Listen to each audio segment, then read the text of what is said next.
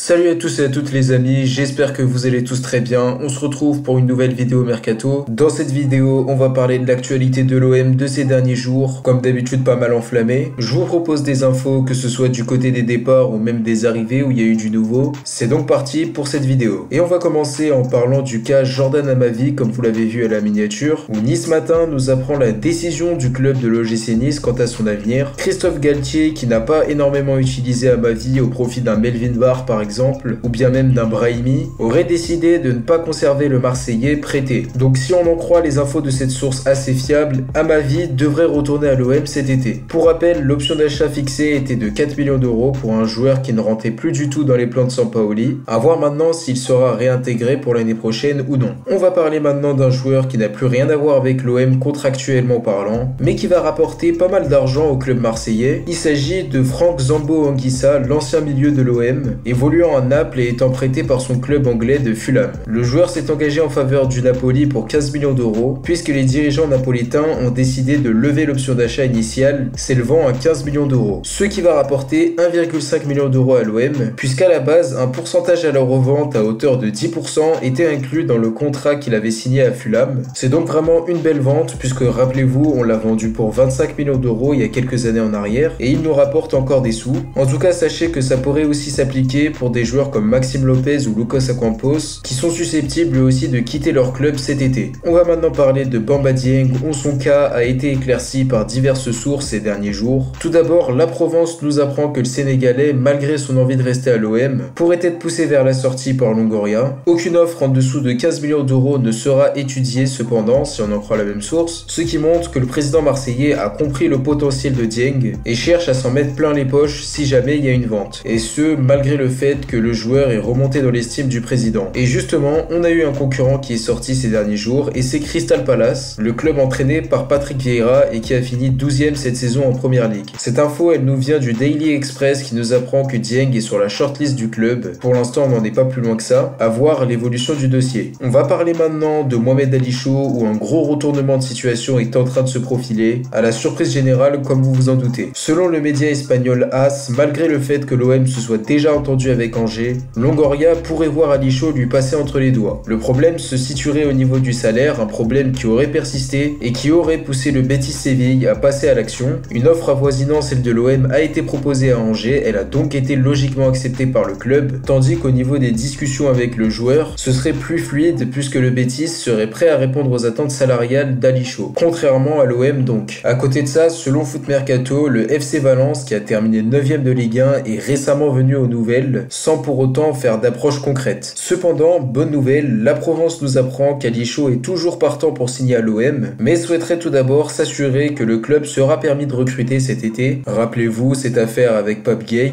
qui provisoirement empêche l'OM de recruter qui que ce soit cet été, même si on se doute bien que Longoria va faire appel au TAS et que la sanction est loin d'être figée. À voir en tout cas si le président marseillais cédera finalement aux attentes salariales du joueur et s'il arrivera ou non à le rassurer par rapport à cette interdiction de recrutement. On va passer maintenant au dossier d'un jeune, même très jeune joueur, âgé seulement de 17 ans et qui joue au LOSC au poste d'ailier droit. Il s'agit de Badreddine Bouhanani. Il évolue au centre de formation du LOSC et ne souhaite pas signer son premier contrat pro avec son club formateur selon l'équipe. L'OM verrait donc ça comme une opportunité à saisir et souhaiterait donc signer professionnellement le joueur. En gros, faire un peu comme Lille, qui a fait exactement le même mouvement avec Isaac Liadji si vous vous rappelez bien. Toujours à ce poste d'attaquant, l'OM superviserait Mohamed Bayo selon Foot Mercato. La source nous apprend que des recruteurs marseillais se seraient rendus au match OL Clermont Foot afin donc d'observer le Guinéen, auteur de 14 buts cette saison en Ligue 1, ce qui est pas mal du tout. Pour l'instant, rien de très concret, la seule chose qu'on sait c'est que son club de Clermont demanderait entre 10 et 12 millions d'euros, un prix que je trouve abordable pour ma part. Ça pourrait être intéressant de le voir chez nous, que ce soit en titulaire ou bien même en doublure, pourquoi pas. Toujours selon Foot Mercato, l'OM serait très intéressé par le profil d'Eddie Nketiah, l'ailier ou bien même le buteur de 22 ans évoluant à Arsenal et étant en fin de contrat cet été. La piste semblait sérieuse, un bon coup semblait se profiler jusqu'à ce que le Daily Mail refroidisse complètement la piste en nous apprenant que le joueur va finalement prolonger son contrat avec les Gunners et ne signera donc pas à l'OM ou bien même à l'OL qui était intéressé apparemment. De base, cette prolongation, elle était mal partie puisque comme nous l'indique le média anglais, le joueur trouvait qu'il était trop peu utilisé cette saison, mais il a visiblement reçu certaines garanties sur son temps de jeu pour la saison prochaine semaine, notamment avec le probable départ de Lacazette qui va lui laisser de la place. Et donc voilà les amis, c'est sur cette dernière info que je vous quitte. N'hésitez pas à me dire si la vidéo vous a plu, donnez-moi votre avis en commentaire sur les différentes pistes dont on a traité. N'hésitez pas aussi à vous abonner, à liker. On se retrouve très vite pour une prochaine vidéo, c'était Kalash OM, ciao à tous.